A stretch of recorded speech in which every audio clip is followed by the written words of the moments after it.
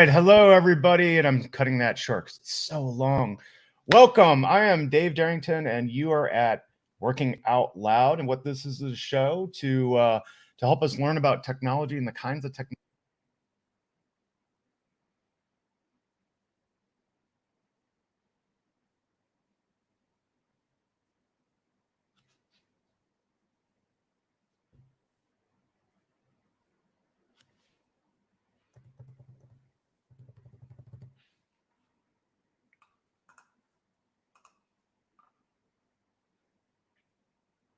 Softwares we transact with each other every day and work out loud about some problems and challenges and how to solve them.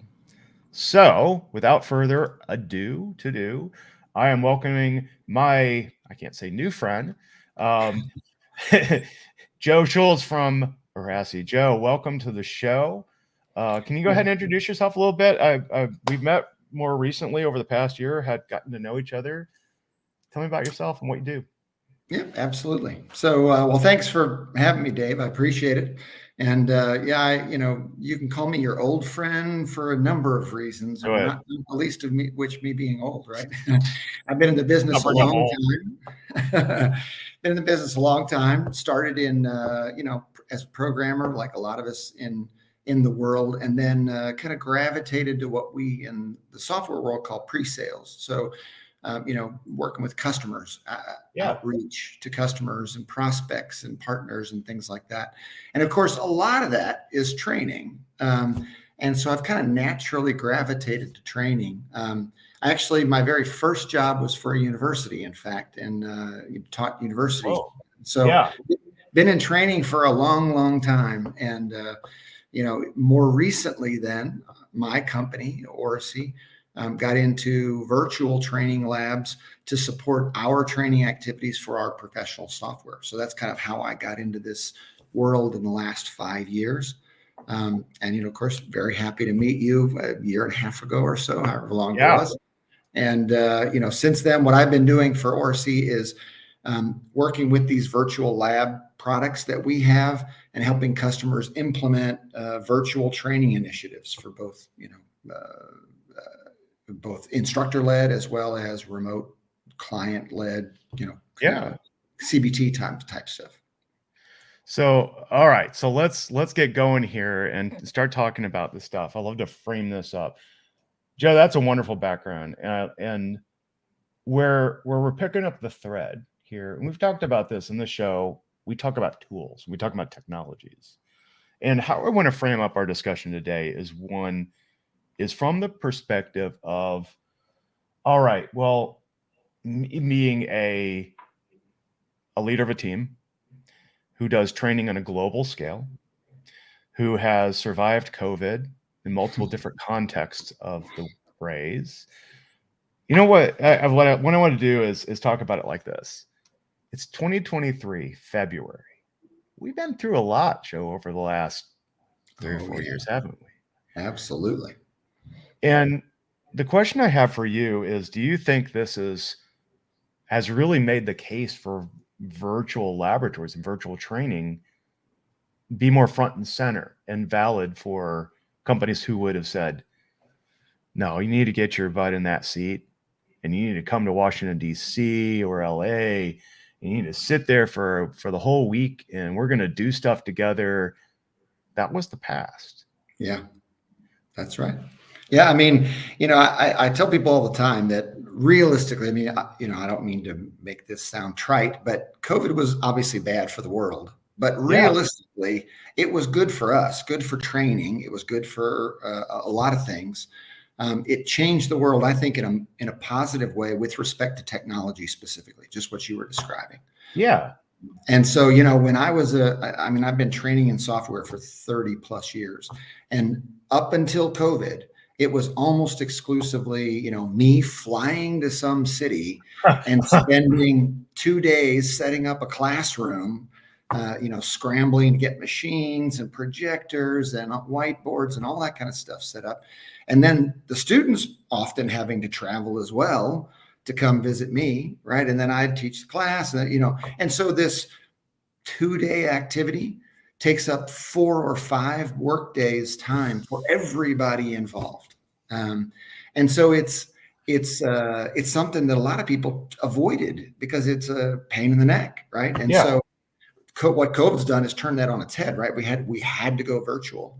And now I see, for example, I tell people all the time, I see a lot more training happening, a lot more self-improvement, education, awareness, because people are willing to do a half hour or 2 hour or 3 hour virtual session rather than having to dedicate a whole week, and then they know that their inbox is going to be nuts when they get back to work on Monday, right? Or they've missed their kid's soccer game, or they couldn't go to that concert they really wanted to go to see U2 or something like that, right? It's our lives of, okay, you've done a really good job framing that up. And that, I want us to hold that moment there. This sounds weird, but it's Friday, too early for a beverage, but not where I am. Oh, you're in Greece. How's Greece? It's wine time. It's wine time. Thanks for joining us remotely and internationally. We'll have to talk about that too. But I want to hold this moment that let's talk about your past and my past. I was that guy that went to these training sessions. I remember, so I came from manufacturing and pharmaceuticals, and part of my job was, I worked in a pharmaceutical plant, and then we would go, oh, well, we need to implement a new system. Cool. What are we going to do? Oh my God, I got to do what? I've got to learn. This is a highly critical system. If I don't do it right, it means maybe a batch or a lot of a pharmaceutical product worth millions of dollars fails, or it doesn't get shipped, or the FDA flags me. So the systems are really important. There's a lot of high stakes involved in this. So there was always this compelling motion to say, you, Dave, need to go and sit with Joe in his workshop every day. And I'm completely exhausted, and you are too after this. Retention rate is the, Ebbinghaus forgetting curve is forgot it. Although with labs, it's different because labs are sticky. And if I did go to that workshop for a week, you're going to be beating me up. I'm going to be running through drills. I'm going to be doing that stuff. But again, we're not talking about that. We're talking about transitioning that whole experience of where, okay, I've done this too. You go in the lab. Let me go even one step further. I used to run video game tournament events, LAN parties. This was the boiled down essentials of you doing a lab, right? Because I had to image the machines, get the machines there, connect the machines to the network, make sure that there was an image of the software we were using on everyone that was consistent, had all of the things in it that needed to be there for the engagement that I was doing. This is the same as a training class, by the way. Absolutely. Oh yeah. Hey, gosh, everybody's on LAN. Age of Empires with my nephews and I would play. Age of Empires. Okay, that's plus 1,000 points there. Oh my God. And if you talk about Counter-Strike or Unreal Tournament. Anyway, we're getting off subject. The point being, it's a lot of orchestration and a lot of work to do. And that is organizationally expensive. Think about the costs. Think about number one, I have all this work to do. All this expense. I'm moving people. I'm moving hardware. I'm setting up hardware. I have to deal with facilities. I have to pay for that. I have to buy lunch. I have no dinner. We have to go have drinks afterwards. Is that productive? In some ways, yes. Some ways, no. There's just all of this complexity. Right. All right. Now we're at the point of the discussion. Work never stops, right? Your real job, everybody's real job keeps going. Yeah. So while you're doing all this stuff, you're trying to field emails and take phone calls, and your students are as well, right? The learners are just as harried and just as stressed. And so, these big 2 and 3 day events kind of classes are really going by the wayside. And it's a good thing, I think. I mean, that was a good outcome of COVID, is that people realized that we can do this stuff virtually, which means that we can break it up into smaller consumable chunks, right? And we can make training much more integrated into your daily life and your daily work, right? Rather than being something separate that you put off until the last minute till your manager makes you, take those CEE in order to get your raise for the year or whatever it is, right? Oh my God, Joe. Okay, so we held the moment. We all know that frustrating. We all know the frustration now. Now let's take it forward. So what I like to do in this show, this is a space for us just to have fun and think that. And now what I want to do is reconnect everybody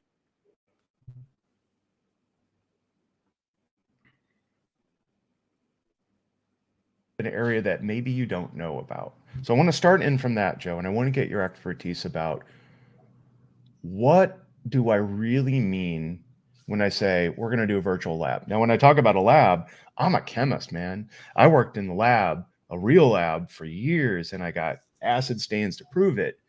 I got an old lab coat too in the closet that I'm still going to tie dye someday. But when I think of labs, and actually I was a scientist, I was a physicist before that, and labs are just all these buzzing lights and computers and all that kind of stuff. All right, that aside, a lab is still an environment for play and exploration and effing up. Exactly. It's a Right? safe space to do an experiment, right? That's the whole point of a lab. You're experimenting, You're experimenting. Exactly. I went to a healthcare conference early last year, and it was interesting because we're at Orasi Labs, and so we talk about. And I had people coming up and saying, "Well, do you do blood tests? Can you do And I'm like, no. Okay, so this isn't that kind of lab. When I talk about lab, I'm talking about a computer environment where we can set up software, and the idea is for training software. So if you want to teach you how to use some new system, some new accounting package, a manufacturing package, whatever it is, some sort of corporate asset in terms of software. Yeah. And that's what the lab then is, a place where I can set it up ahead of time and get everything ready to go for training. And the student then can have at it. It's a safe space for them. They don't have to prepare anything themselves. They don't have to worry about messing things up. Lost your audio, Joe. So hang tight here for a minute. Oh, am I back yet? Can you hear me? Hopefully we're having audio. I can hear you, Dave. Can you hear me?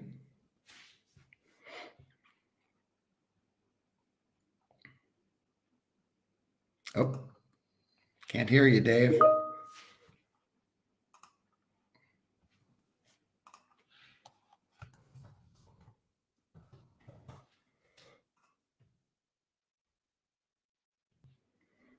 Nope. Dave, you still there? I just got a message from someone that says they can hear me, but they can't hear you.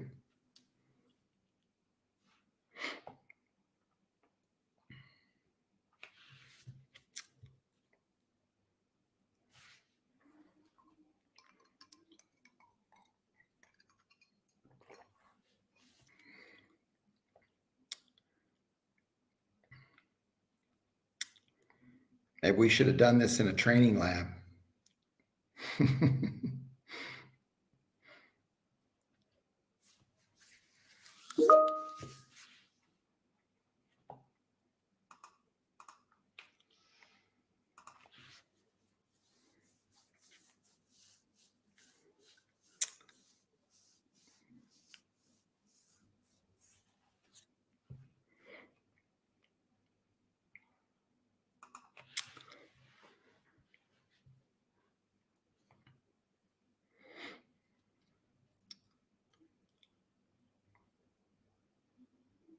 We're still waiting.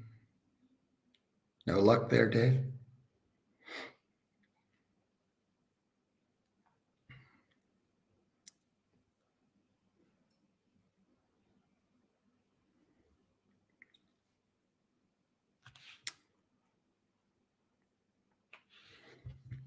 Can you hear anything? Can you hear me now? Like a T-Mobile commercial.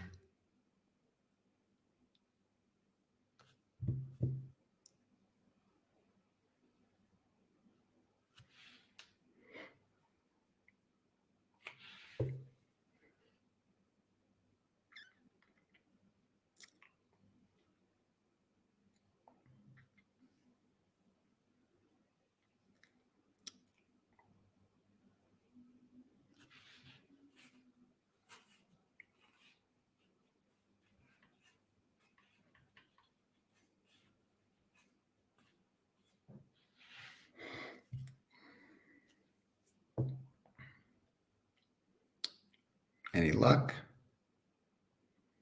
Don't worry, we'll edit this out of the recording. I'll tell all my best jokes.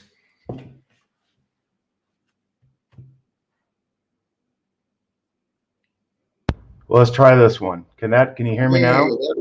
I can hear you now. And I can't hear you. Oh, shoot. I'm getting, I got a text from my colleague that said they could hear me. Test, test. Okay, well.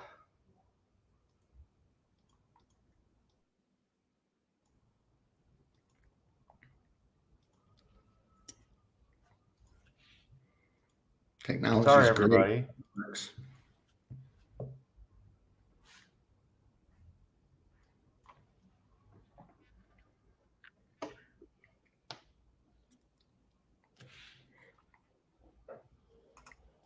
Okay, is that going to work?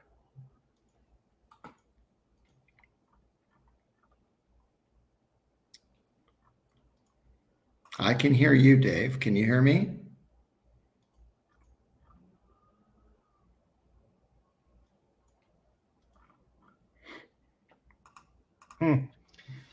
Well, thanks for the comments, Kevin and Lorraine. Appreciate it. Now at least I know. can't hear Joe. What an embarrassment. It happens all the time. I don't know.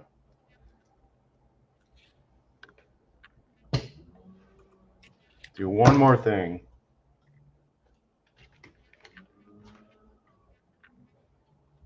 Seems like it's always something, unfortunately. All right, I'll try one more time here.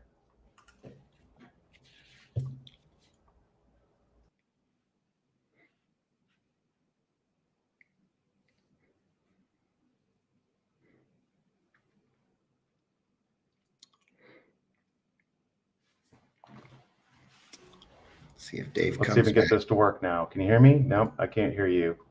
Can you hear me, Dave? No? No luck?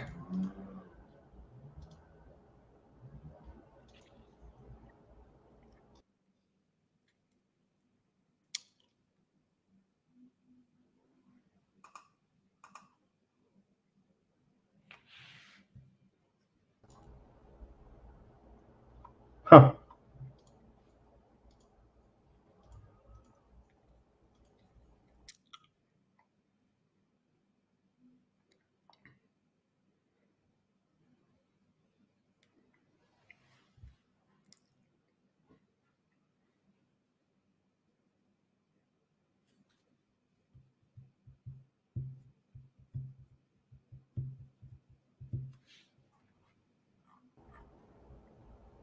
Okay, let's try it one last time here.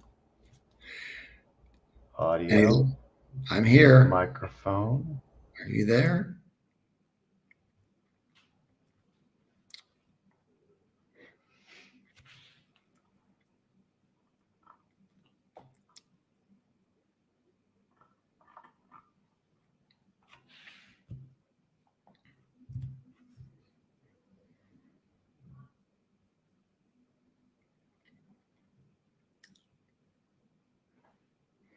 So, of course, this is the one risk of remote technology, right? We've had a few bumps over the last 3 years with, teaching class